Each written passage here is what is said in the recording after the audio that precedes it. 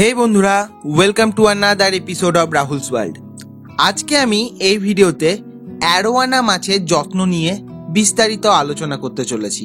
কিভাবে অ্যারোয়ানাকে অ্যাকোয়ারিয়ামে রাখতে হয়, কি কি প্যারামিটার এবং কি কি বিশেষ যত্ন আপনাকে অ্যারোয়ানা মাছের জন্য নিতে হবে, সেই সম্পর্কে বিস্তারিত আলোচনা করতে চলেছি আজকে এই ভিডিওতে। এই ভিডিওটি খুবই ইনফরমেটিভ এবং ইন্টারেস্টিং হতে চলেছে। তার কারণ হচ্ছে এই ভিডিও দেখার পর আপনারা সহজেই অ্যারোয়ানা মাছকে প্রতিপালন করতে পারবেন বাড়ির মধ্যে। তাই ভিডিওটিকে একটা লাইক করবেন, নতুন হলে সাবস্ক্রাইব করবেন। চলুন শুরু করা যাক।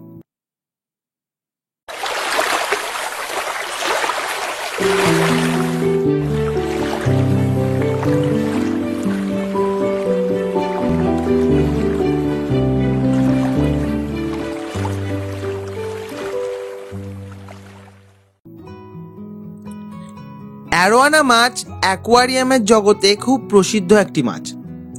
এই মাছটি চীনের ড্র্যাগনের সাথে সাদৃশ্য হওয়ার জন্য এই মাছটির উপর একটা কুসংস্কার কাজ করে। ধরা হয়ে থাকে এই মাছটি নাকি বাড়িতে থাকলে বাস্তুর যে বিভিন্ন ধরনের ত্রুটি দোষ এগুলো কেটে যায় এবং বাড়ির মধ্যে অনেক সুখ সমৃদ্ধি আসে। এটা একটা ভুল ধারণাই হোক বা একটা কুসংস্কারই হোক, এটা মানুষ মেনে চলে। এই কারণের জন্য অ্যারোয়ানা মাছ কম বেশি লোক অ্যাকোয়ারিয়ামের মধ্যে রেখে বাড়িতে রাখতে চায়, কিন্তু এটার পিছনে কোনো সায়েন্টিফিক ব্যাখ্যা নেই। এটা শুধুমাত্র মানুষের একটা ভ্রান্তি বা একটা ভুল বিশ্বাস, যেটাকে মানুষ আঁকড়ে ধরে রেখেছে। আমরা এসব নিয়ে এই ভিডিওতে কোনো রকম কথা বলবো না, জাস্ট এর হিস্ট্রিটা একটু বলার চেষ্টা করলাম। অ্যারোয়ানা প্রাকৃতিকভাবে পরিবেশে পাওয়া যায়। কোথায় পাওয়া যায়?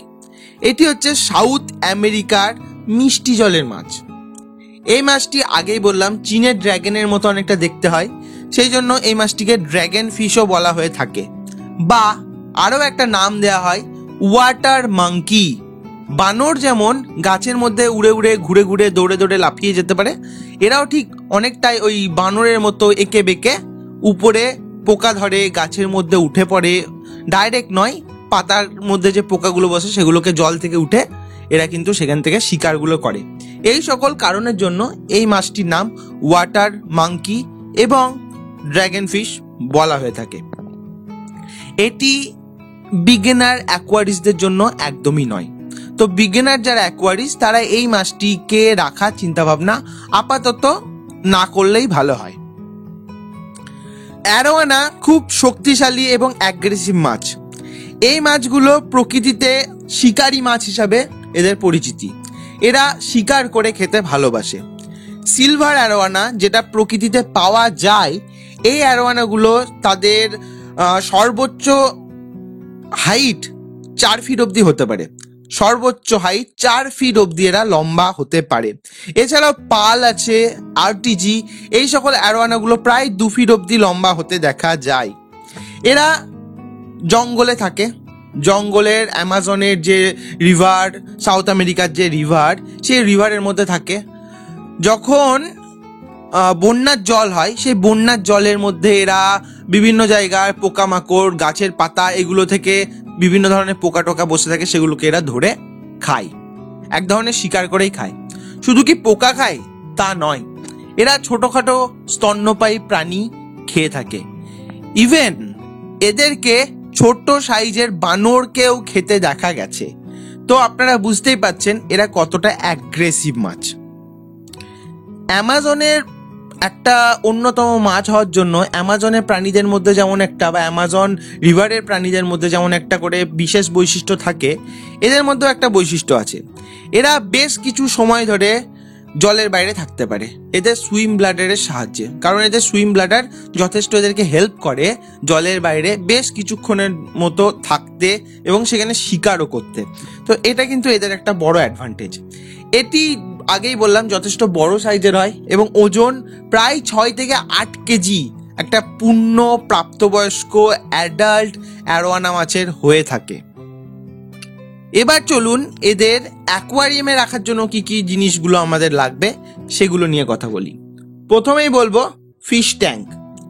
এদেরকে অ্যাকোয়ারিয়ামের মধ্যে রাখতে কিরকম বড় জায়গা লাগবে, কি কি জিনিস মেনটেন করতে হবে সেগুলো বলি।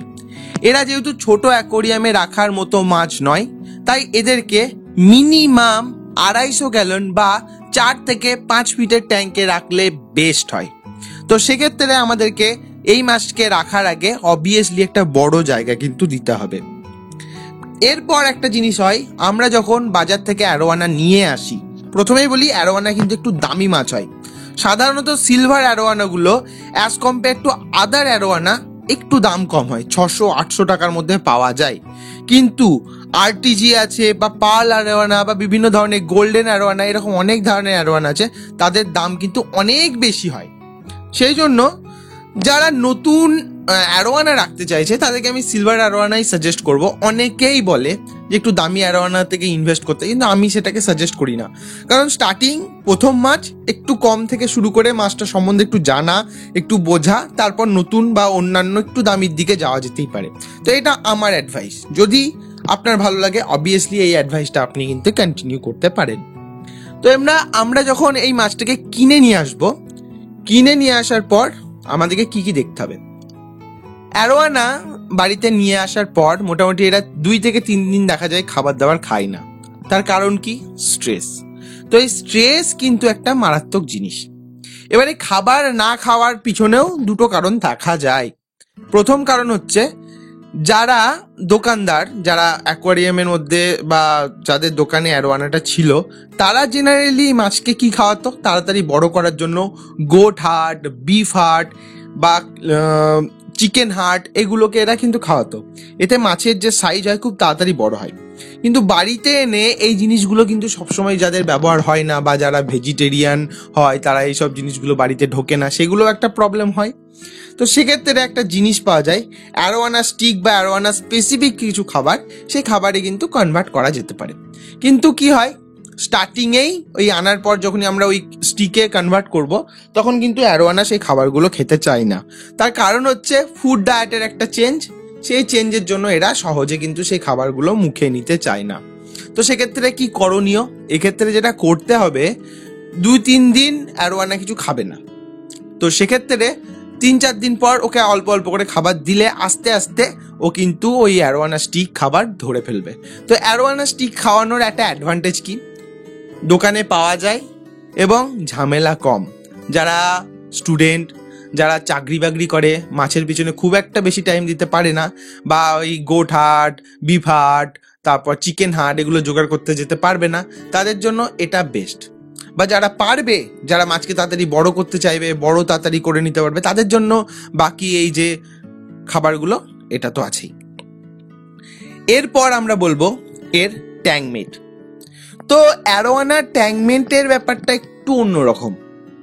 এরা নিজের মুখের সাইজের থেকে, বা এদের যে মুখ, সেই মুখের সাইজের মধ্যে আসবে এমন যে কোনো মাছকে কিন্তু এরা খেয়ে ফেলতে পারে। তো এদের স্পেসিফিক ট্যাঙ্কমেট কিছু নেই। কিরকম মাছ এদের রাখতে হবে অ্যাজ এ ট্যাঙ্কমেট? এদের মুখের সাইজের থেকে বড় যে কোনো মাছ কিন্তু এদের অ্যাজ এ ট্যাঙ্কমেট হিসাবে রাখা যাবে। তাও কিছু নাম বলে দিই যেগুলো এদের সাথে রাখা যেতে পারে। যেমন আছে ডিসকাস, পিকক বাস, ডলার, প্যারট, অস্কার। এছাড়াও বড় সাইজের কই কার্প, গোল্ডফিশ রাখা যেতে পারে। কিন্তু এদের মুখের যে সাইজ, সেই মুখের সাইজের থেকে কিন্তু এগুলো বড় হওয়াটা দরকার, আদারওয়াইজ প্রবলেম হয়ে যেতে পারে। পরবর্তী চলে আসবো এদের ট্যাঙ্কের টেম্পারেচার। যেহেতু এরা একটু উষ্ণ অঞ্চলে এবং রেন ফরেস্টে থাকে, তো এদের ট্যাঙ্কের টেম্পারেচার মোটামুটি 28 থেকে 32-এর মধ্যে রাখলেই এনাফ, যেটা সাধারণ ট্রপিক্যাল এরিয়ার মাছেদের যেটা হয়ে থাকে, তো সেটাই তাদের যথেষ্ট। পরবর্তীতে আসবো খাবার। তো খাবার নিয়ে অলরেডি আমি যে চিনগুলো বললাম, গোট হার্ট হতে পারে, বিফ হার্ট হতে পারে, অ্যারোয়ানা স্টিক আছে, শ্রিম্প আছে, বিভিন্ন ধরনের ওয়ার্ম আছে, ব্লাড ওয়ার্ম আছে, আর্থ ওয়ার্ম আছে, এগুলো এদেরকে খাওয়ানো যেতে পারে। এবার এখানে 2-1টা জিনিস আমাদেরকে মেনটেন করতে হবে। সেটা কি, এদের খাবারে ভ্যারাইটি আনতে হবে। যেহেতু এটা অ্যাগ্রেসিভ মাছ, তো সেক্ষেত্রে এমন খাবার দেওয়া যাবে না যেটা সবসময় নিচের দিকেই পড়ে থাকে। তো অ্যারোয়ানা সবসময় যদি মাটির বা অ্যাকোরিয়ামের সারফেস থেকে খাবার কুড়িয়ে কুড়িয়ে খেতে শুরু করে, তো এদের টাইমে একটা প্রবলেম হয়, আই ড্রপ বলা হয়। চোখ নিচের দিকে ঝুলে যায়। তো এই প্রবলেমটা এদের দেখা যায় যখন এদেরকে তলা থেকে সবসময় খাবার কুড়িয়ে কুড়িয়ে খেতে হয়। তো এটা কিন্তু একটা প্রবলেম দেখা যেতে পারে। তো সেই জন্য আমাদের কি করা উচিত, এই আই ড্রপ প্রবলেমটা থেকে অ্যাভয়েড করার জন্য এমন কিছু খাবার যেগুলোকে এরা হান্ট করে বা শিকার করে খেতে পারবে, যেমন হচ্ছে নর্মাল আমরা যেগুলো দিতে পারি ছোট ছোট লাইভ খাবার দাবার, এছাড়াও গোট হাট, চিকেন হাট, এগুলো আমরা উপর থেকে ফেলবো এবং সঙ্গে সঙ্গে যেন এরা খেয়ে নেয় সেই জিনিসটা দেখতে হবে। তলা থেকে কুড়িয়ে খাচ্ছে এই জিনিসটা এদেরকে অ্যাভয়েড করালে আমার মতে বেটার হয়। আদারওয়াইজ এই আই ড্রপ প্রবলেমটা চলে আসে, চোখ কি হয় নিচের দিকে ঝুলে পড়ে। পরবর্তী আসবো ফিল্ট্রেশন। এদের কিন্তু কোনো ফিল্টারে আপত্তি নেই, সব ধরনের ফিল্টারই মোটামুটি এদের খুশিতে থাকে। তো পাওয়ার ফিল্টার, ইন্টারনাল ফিল্টার, হব হতে পারে, স্পঞ্জ হতে পারে, ক্যানিস্টার হতে পারে, কোনো সমস্যা নেই, এদের আরামসে থাকবে, কোনো প্রবলেম করবে না। কিন্তু জলের কোয়ালিটি বেস্ট চাই।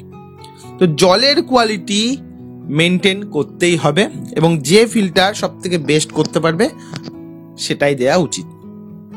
এবার টপ ফিল্টার হোক, ক্যানিস্টার হোক বা যাই হোক, এদের সাবস্ট্রেটগুলোকে প্রপারলি ক্লিন রাখতে হবে। জলটা যেন সবসময় বেটার আসে সেই জিনিসটা কিন্তু খেয়াল রাখতে হবে। তো এই ক্ষেত্রে আমার মতে শাম ফিল্টার বেস্ট হবে, তাতে এতে জলের কোয়ালিটি মেনটেন করতে খুব সুবিধা হবে। পরবর্তী চলে আসবো, এরা কেন জাম্প করে। এরা জলের কোয়ালিটি এবং ফিল্টারের বা আনুষঙ্গিক একটা জিনিস, তার জন্য বলে রাখছি কেন জাম্প করে এরা। অনেক কারণ থাকে। প্রথম কারণ হয় স্ট্রেস। অ্যাকোয়ারিয়ামে জলে হাত দিতে যাচ্ছেন, একটা প্রবলেম হয়, তখন এরা জাম্প করতে থাকে। অ্যাকোয়ারিয়ামের জল যখন পরিষ্কার করছেন সেই টাইমে মাছকে কখনোই বার করবেন না, অ্যাকোয়ারিয়ামের মধ্যেই থাকবে। কেন? তার কারণ হতে পারে অ্যাকোয়ারিয়ামের মধ্যে যখনই মাছ বের করছেন ও স্ট্রেস পাবে, ওকে ধরতে যাচ্ছে, ও এদিক সেদিক ঝটাপটি করবে, তাতে কি হবে, এদের ফিন ব্যাকবোনের একটা প্রবলেম হতে পারে, সেটার জন্য মাছ বেন্ড করে যেতে পারে। সেই জিনিসটা কিন্তু অ্যাভয়েড করার চেষ্টা করবেন। তো স্ট্রেস একটা বড় কারণ, আর এরা যেহেতু নেচারে শিকার করে খায়, লাফিয়ে খায়, তো এটা একটা স্বাভাবিক জিনিস। তো এদের ট্যাঙ্কে জল মোটামুটি 1 ফিট থেকে 1.5 ফিটের হাইট করে রাখা ভালো এবং কিছুটা মানে বেশ কিছুটা ছেড়ে রাখলে বেটার হয়। এবং উপর থেকে ড্রপ ওয়াইজ বা ফ্লো ওয়াইজ জল পড়লে, টপ ফিল্টারের জল বা যার হবের বা ক্যানিস্টার জারি জল হোক পড়লে জিনিসটা বেটার লাগে এবং জলে অক্সিজেনের স্যাচুরেশনটাও কিন্তু যথেষ্ট হয়ে থাকে। পরবর্তীতে আসবো জলের কোয়ালিটি। অলরেডি ফিল্টারের ব্যাপারে, ফিল্টারের সময় আমরা জলের কোয়ালিটি নিয়ে মোটামুটি কথা বলেছি। এখানে যেটা আর একটা জিনিস অ্যাড করব, সেটা হচ্ছে জল চেঞ্জ করার সময় যেটা অ্যাড করতে হবে, অবভিয়াসলি সল্ট, র সল্ট বা রক সল্ট, দুটোর মধ্যে কোনো একটা অ্যাড করা যেতে পারে। তার সাথে জল কিভাবে চেঞ্জ করতে হবে, তো এক্ষেত্রে 7 দিনে প্রত্যেক সপ্তাহে অ্যারাউন্ড 50% জল চেঞ্জ করতে হবে এবং পরিমাণ মতো গ্যালনে 1 চামচ করে লবণ অ্যাড করে দিতে হবে। এবার চলে আসবো ছোট্টখাটো কিছু প্রবলেম, যে প্রবলেমগুলো অ্যারোয়ানা সচরাচর দেখা যায়। তো অ্যারোয়ানার খাবার খায় না, খাবার খাওয়া বন্ধ করে দিয়েছে, তখন কি করতে হবে? খাবার খাওয়া স্টার্টিং এর যেটা স্ট্রেস ইস্যু, সেটা নিয়ে তো সলিউশন দিয়েই দিয়েছি, সেটা নিয়ে আর আশা করছি কথা বলার দরকার নেই। কিন্তু এছাড়াও কিছু প্রবলেম হয়, যেমন হচ্ছে ইন্টারনাল কিছু প্রবলেম হয়, পেটের মধ্যে খাবার ইনডাইজেশন, ডাইজেশনের প্রবলেম হয়, তো সেটা একটা প্রবলেম দেখা যায়। তো সেক্ষেত্রে কি করতে হবে? এপসন সল্ট বা মিট্রোনিডাজল, আমার মতে এপসন সল্ট বেস্ট কাজ করে। জলের মধ্যে এপসন সল্ট দেওয়ার নিয়ম হচ্ছে গ্যালনে মানে 10 গ্যালনে 1 চামচ করে দিতে হয়, কিন্তু এখানে 5 গ্যালনে 1 চামচ করে আমি দেওয়া সাজেস্ট করি অলওয়েজ। আর সাথে ফিল্টার সবকিছু কিন্তু সরিয়ে নিতে হয়, কোনো ফিল্ট্রেশন সিস্টেম থাকবে না। থাকবে 24 ঘন্টা থাকার পর মাছ কমপ্লিটলি পেটকে পরিষ্কার করে দেবে, পুপস পায়খানা করে পেট পরিষ্কার করে নেবে, তারপর কমপ্লিটলি জল চেঞ্জ হয়ে যাবে, ব্যাস এনাফ। এবার এখানে একটা ইম্পর্টেন্ট জিনিস বলে দিই, অ্যারোয়ানা মাছের বডিতে চিপ কেন থাকে, এটা একটা কোশ্চেন, অনেকের ডাউট থাকে, তাই এই ভিডিওতে আমি এই জিনিসটা একটু ডিসকাস করেই দিই। কারণ হচ্ছে অ্যারোয়ানার যে চিপ হয়, এই চিপের একটা করে, এর চিপকে যদি স্ক্যান করা হয়, একটা ডিটেল চলে আসে। এটা কোন ফার্ম থেকে আনা হয়েছে, কে নিয়েছে, এর ওনার কে, এরা কোন ব্লাড লাইন থেকে বিলং করছে, এবং আরও আনুষঙ্গিক জিনিসপত্র। এবার এটা করার কারণ কি? বিভিন্ন কারণ হয়। প্রথম কারণ কি? এক হচ্ছে যে মাছটা কিনছে সে অরিজিনাল মাছ পাচ্ছে কিনা, ডিএনএ স্যাম্পল, ডিএনএ রিপোর্ট, তার ব্লাড লাইন কিরকম ছিল সেটা জানার জন্য এই চিপটা দরকার হয়। দুই হচ্ছে এই মাছটা দামি মাছ, কেউ চুরি করে নিল, তো চুরি করে সে বলছে এটা আমার মাছ, সেক্ষেত্রে একটা ইউনিক আইডেন্টিটি থাকলে সেই মাছটাকে আমরা ইজিলি বুঝতে পারবো যে এটা আমার মাছ। তো চোর এটাকে কখনোই বলতে পারবে না সে তার মাছ, বিকজ এর মধ্যে চিপ আছে। চিপ মানে ইউনিক আইডেন্টিটি এটার মধ্যে মেনটেন করা থাকে। এই জিনিসগুলো কিন্তু হয়ে থাকে। ইদানিং আমাদের দেশে এই মাছগুলো জেনারেলি ব্রিড করানো হচ্ছে কিছু কিছু জায়গায়। তো সেক্ষেত্রে কিছু ফার্মের মধ্যে এরা চিপ ছাড়াও বা chip with chip DNA sample করাতে একটা এক্সট্রা টাকা নেয়, 1200 কি 1400 এরকম নেয়। তো এটা একটু করে দিয়ে থাকে। তো এই হলো ওভারঅল অ্যারোয়ানা রিলেটেড ইনফরমেশন। আশা করছি ভিডিওটা ভালো লেগেছে। কোনো কোশ্চেন থাকলে কমেন্টে জানাবেন। নতুন হলে সাবস্ক্রাইব করবেন। আজ আসছি, দেখা হচ্ছে খুব তাড়াতাড়ি। ততদিনের জন্য গুড বাই।